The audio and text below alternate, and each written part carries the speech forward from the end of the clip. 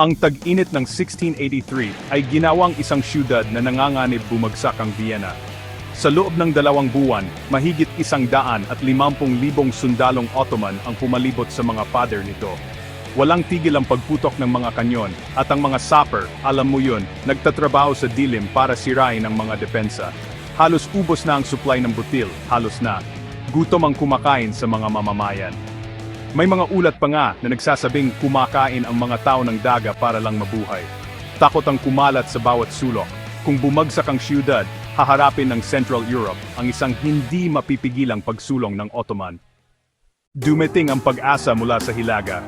Si Haring John III Sobieski ng Poland ay nanguna sa isang hukbong tagapagligtas na may halos 70,000 kalalakihan. Ang mga Pole, Austrian, Bavarian, Saxon, at iba pang imperial contingent ay bumuo ng isang marupok na koalisyon. Lahat ay nagkakaisa dahil sa parehong panganib. Hindi perpekto ang kanilang koordinasyon, medyo shaky ang kanilang pagkakaisa, pero talagang kailangan ng aksyon. Noong Setyembre 12, dumating din ang araw ng pagpapasya. Inilagay ni Sobieski ang kanyang mga puwersa sa Vienna Woods, tanawang kampo ng Ottoman. Umusad ang infantry at artillery, unti-unting pinapaatras ang mga linya ng kalaban. Ngunit ang huling atake ay darating pa, ang pinakamalaking pagsugod ng kabalyeriya na nakita ng mundo. Hapon na, halos 18,000 mga ngabayo ang bumaba sa burol. Sa unahan ay ang Polish Winged Hussars, nakasuot ng kumikinang na baluti, handa ang mga sibat at ang mga dambuhalang pakpak na gila o gansa na nakakabit sa kanilang mga upuan o likod. Para sa pagod na mga sundalong Ottoman, tila sumabog ang larangan ng digmaan.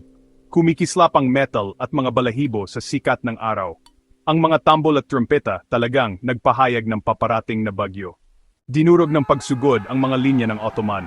Iniwan ng mga sundalo ang mga kanyon, tolda, at kayamanan, tumakas sa takot. Ang matag na paglaban ay naging pagtakas. Ang mga tagapagtanggol ng Vienna, bugbog at gutom, ay nasaksihan ng kaligtasan. Nailigtas ang siyudad. Hindi sinira ng tagumpay ang Imperyong Ottoman, ngunit ito ay nagmarka ng isang pagbabago. Huminto ang seryosong paglawak ng Ottoman sa Central Europe. Unti-unting lumipat pakanluran ang hangganan.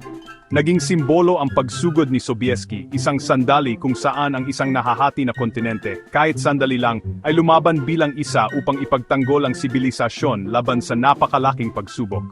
Kahit ngayon, ang imahe ng Winged Hussars na bumababa mula sa kagubatan, ang sikat ng araw na sumasalamin sa kanilang metal at mga balahibo, ang kulog na umaalingaw-ngaw sa lambak, ay nananatiling simbolo ng tapang, koordinasyon, at ang dramatikong pagbabago ng kasaysayan.